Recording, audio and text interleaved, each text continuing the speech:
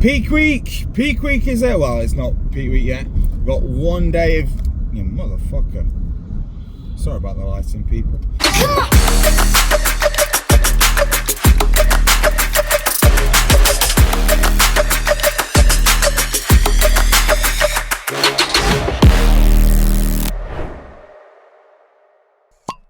Subscribe.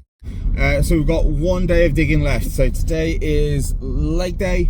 It's our last day of cardio and increased steps. Really nice visuals this morning. So I did my check-ins this morning. We hit a new low. We're in the 90s. We're in the 90s for the first time in a very long time, actually. So we're in the 90 kilo mark. And today is last day of digging. And then we're going to peak week. So I want to talk about peak week, and then talk about peak week at the end of the video. Okay, so at the end of the video, I'm going to talk about peak week on my way back. And ultimately, peak week is not like a magical time. A lot of times people say, oh, peak week, yeah, I'm going to look shredded. And people use peak week as a way of masking the lack of activity and masking the lack of condition. And a lot of people think, oh yeah, peak week is where I'm gonna look absolutely shredded. It's not. If you're not in condition going into peak week, peak week's gonna do fuck all for you. There's no amount of water manipulation, carb manipulation that you can do that's gonna make you look leaner during peak week. So if you're not lean enough, you don't need a peak week. You just need to carry on getting lean. Now, that being said, if you are lean, peak week, if you do it right, it should be really fucking simple. It doesn't need to be complicated. It doesn't need to be anything crazy. It just needs to be a chance to recover. And I'm going to show you my leg day, and then we'll talk about the protocols that I'm going to go over. We're going to be talking about the things we're going to be doing with PEDs and anabolics. We're going to be talking about carbs. We're going to be talking a little bit about water, and then we'll go from there. So get ready for legs. Single boy, no good on those bells, can be quiet as a mouse, don't smoke, but I can make it loud. With the push of a text, I'm texting your bitch, she asking your shit to push up and get hit. I need to tone it down. The neighbors complaining, the HOA saying, I don't know what they saying, I'm never in town. Don't disrespect my intellect, my GLS be at the intersection when we intersect. She look like she innocent, I'ma change it in a sec. Niggas falling for they bitches till I come in innocent. Now they ballin' for they bitches, Devin Booker with the tears. Cotton flower jeans to show you the spring in the air. Yeah, we see you sitting there, but your name ain't on the chair. Motherfucker, we don't care. Yeah, I put my check over my mouth. I'm the green with your respect, but all I got was grouches. Niggas getting grumpy cause they can't relate. It's funny how they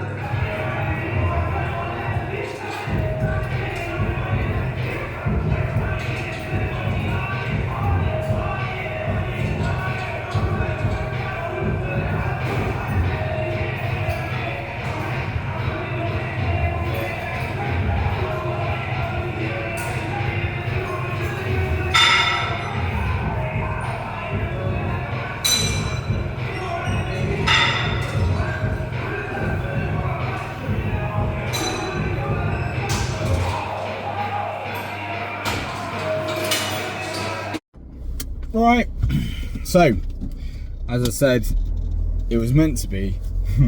I thought it was legs, and then I looked at my peak week plan, and actually legs is tomorrow to get it done at the beginning of the week, which makes sense. So we did push, very good session. I secured 0 pump, 0 pump in that workout. Just food, very depleted, feeling very drained, but we're now done. That's the last session before peak week, last big session anyway. Last cardio, which is very nice. I've got 7 days of no fucking cardio now, which is amazing. And we're going to go into peak week. So what is peak week? What isn't it, first and foremost? And what is it about? So peak week is not an opportunity to get shredded. A lot of people think that miracles happen in peak week. It does not. Peak week is not an opportunity to lose more body fat. The fat should already be off. If you are thinking that you've got body fat to come off, then guess what? You fucked up. You didn't get lean enough before the show, and peak week is just not going to do the things that you want. So first and foremost, it is not an opportunity to get shredded. Opportunity, though, to rest, to recover, replenish, and to fill the tank. So the best way we can look at it is all your muscles, they look the best when they're full of water, when they're full of glycogen. That's when you get the pump, and that's when you look your most impressive. So peak week is an opportunity to repair the muscle so it's refreshed, and to fill the bucket up. So you want to see your muscle belly as a bucket, and you want to fill that up with glycogen and water, and you want to make it look as big and as impressive as possible. So first and foremost, peak week is an opportunity to fill up.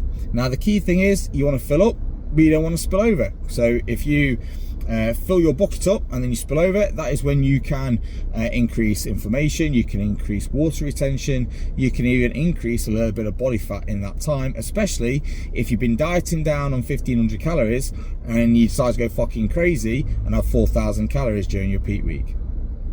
Now, even though peak week is not magical, if you're an assisted athlete and you're taking anabolics, there are pharmacological things that you need to consider. When you're at super low levels of body fat, the key thing that's going to change in your physique is water. Not necessarily body fat, but water, and holding on to water, losing of water is the biggest thing that could make or break your physique. Now, a lot of times people think that what they need to do is they need to dehydrate themselves, they need to take diuretics. And again, that is probably the worst thing you can do, because if you're dehydrated, your muscle is not going to look great, because most of your muscle is water. So you don't really want to do too much water. The biggest thing you can do as an assisted athlete when it comes to water manipulation is make sure your sleep is on point, make sure your stress is super low, and just make sure that fatigue from training is very low as well. Now, from a pharmacological point of view, looking at things like growth hormone and yohimbine, these are things that we want to be taking out during our peak week, because growth hormone and yohimbine can cause a certain degree of water retention, and that's what we don't want. So we take growth hormone out, we take yohimbine out, and that's going to help with flushing out just a little bit of fluid that might be resting under the skin. Other things that you may want to consider is if you're taking testosterone. Testosterone, even if you've got a DHT derivative in, can cause a certain amount of water retention. So there's two options you can do. You can either pull out you can either increase DHT, which you don't necessarily want to do if you're on a high androgenic load, or for the last week, for peak week, you can introduce an AI. Now, that's what we're going to be doing.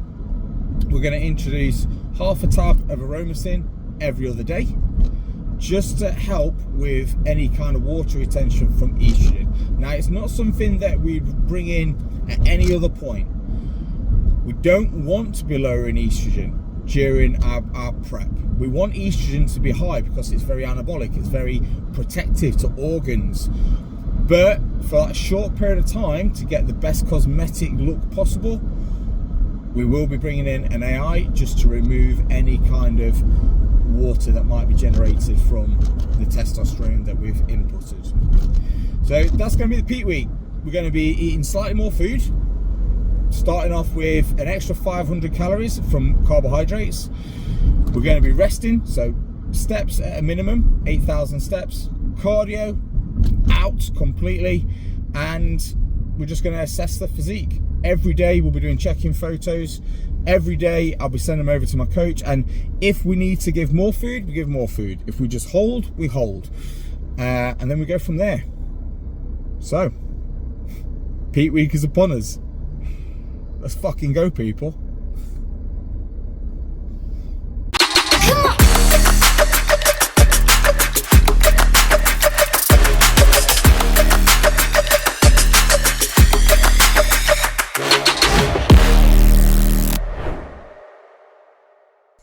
Subscribe.